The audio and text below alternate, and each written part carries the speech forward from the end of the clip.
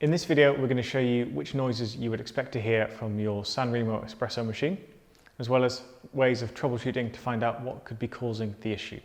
In the first instance, we're going to show you what is a normal and abnormal pump sound. When you run a shot of espresso, you should hear the pump on the machine engaging, as well as a click of the solenoid to allow water to exit the group and be pushed through the puck of coffee. This should sound like this.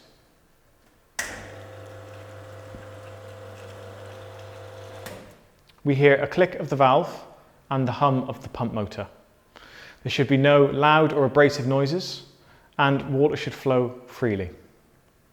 In this next example, we've now heard what the pump and solenoid should sound like with the water on. We have turned the water off, and we're going to show you what you should not hear on your espresso machine.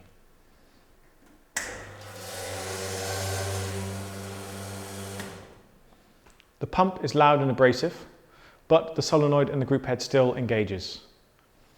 The needle at the lower side of the pressure gauge will first jump up and then will start to tail off as the flow of water through the machine decreases.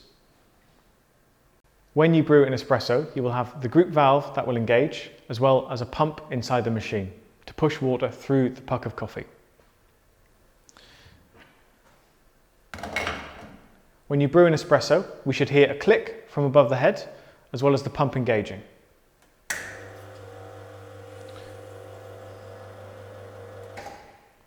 The coil above the head that controls the function of the valve should be silent throughout the brewing.